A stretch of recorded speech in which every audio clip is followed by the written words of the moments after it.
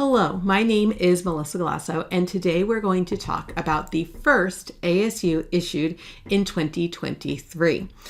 It is an important ASU that was much asked for by private companies. This is something that the FASB heard a lot of feedback from private companies, particularly at the Engage conference when they were holding the private company town hall. And I think they heard enough of the feedback that they decided to do something with it. So on March 27th, the FASB issued ASU 2023-01, and which is common control arrangements falling under topic 842, which is leases. And so as we take a look at this, this is an important concept because, as you can probably imagine, people were really struggling with some of the language around, in particular, these common control leases or related party leases under common control. In private company areas, it could be that it is a husband leasing to a wife or a parent leasing to a child. Frequently, these leases are not in writing. They do not have the same amount of, documentation. They have been around forever. Nobody really knows what's going on. They're not seen as really formal legal contracts. And unfortunately, the language in topic 842 says you still have to evaluate related party leases and determine whether they are legally enforceable. And people felt like this would require potentially legal consultation. They were definitely concerned with what was required to be in writing versus not in writing. In many states, leases do not necessarily have to be in writing to be enforceable in many, many states. And so this was starting to become a real issue for them because they're like, look, we can renegotiate these terms at any time, right? This party is related to me. It's under common control. And so as a result, the FASB heard a lot of feedback and decided to address that feedback. And so when we think about legally enforceable terms and conditions, right, people felt like they were going to have to either go out and get a lot of legal opinions, or they were going to have to make assumptions that they weren't necessarily comfortable with in terms of treating it for accounting purposes. And so issue one here is for private companies and most not-for-profit organizations, right? You can't do this if you are a nonprofit with conduit debt because you've already adopted the standard. When we look at ASU 2016-02, they actually adopted the standard at the same time as public entities. In addition, if you're an employee benefit plan and you file with the SEC, then you also are deemed to be public. And again, you've already adopted that standard.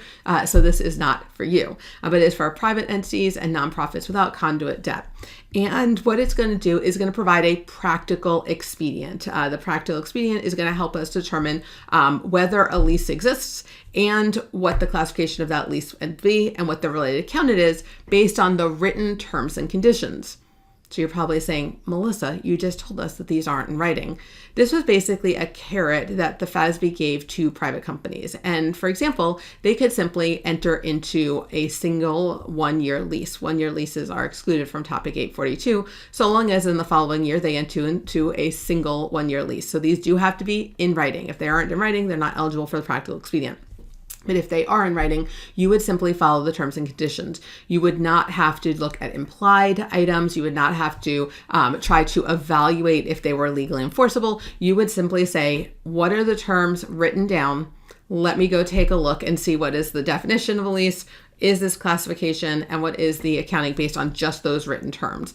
And it can be done on an arrangement by arrangement basis. And so again, the goal here is to make this as easy as possible. So it is sort of a carrot to help encourage people to put these in writing. However, if you choose not to put them in writing, then there is no practical expedient and you must follow the terms and conditions in topic 842. Now, there is a nice transition here as well. So when we look at this, FASB did make this effective for fiscal years beginning after December 15, 2023, and interim periods within those fiscal years, meaning that this is actually not technically effective until 2024. Right, in terms of the effective date, right? It was issued in March of 2023.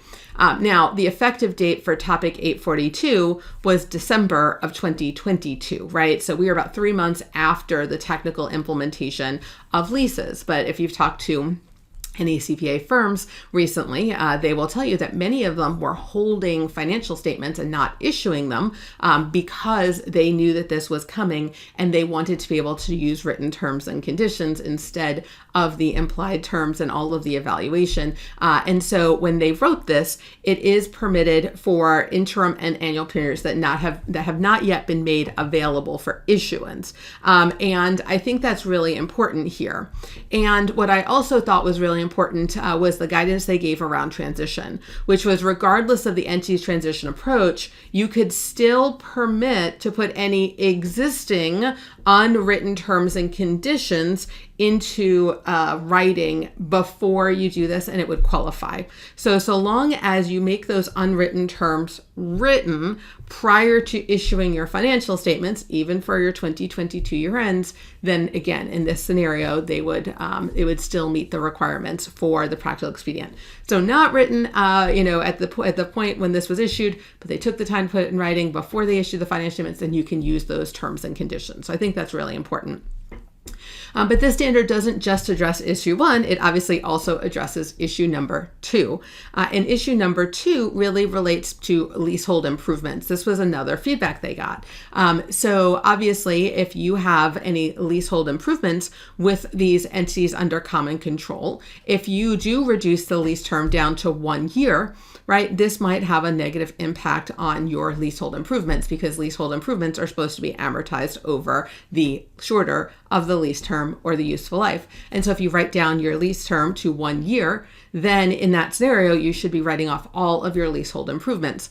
And a lot of people felt like that was not consistent with the true economics of the arrangement because honestly, at the end of the day, the lessor is going to get back these leasehold improvements. And 2, when we take a look at this, the reason why we're putting them in for 1 year is just because they're so related that we just don't know. And so they felt like to have the lease, present value all of these payments where we're just not really sure. Whereas for the leasehold improvements, we know that the asset has a longer useful life and it knows that either the lessee or the lessor is going to get the benefit. And so as a result, there was a discussion around, well, what would be the right way to deal with this? And so what they did in issue number 2 is that they are going to require leasehold improvements that are recognized by a lessee be amortized over the shorter of the remaining, the process as we go through this, when we look at this would be that this is the problem. And the scope of this one's actually more interesting because in the application of this, public companies somehow got scoped into this. So because they said, well, theoretically, this is the right treatment, regardless of the type of entity you are, that the leaseholds really, because they are under common control, they're going to go back and forth between the lessee and the lessor who are common control.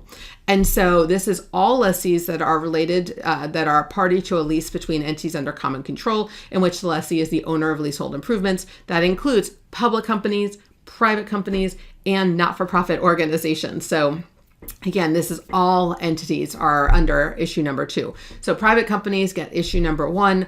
All companies are subject to issue number 2, which is we're now going to amortize our leasehold improvements over the useful life of the leasehold improvement.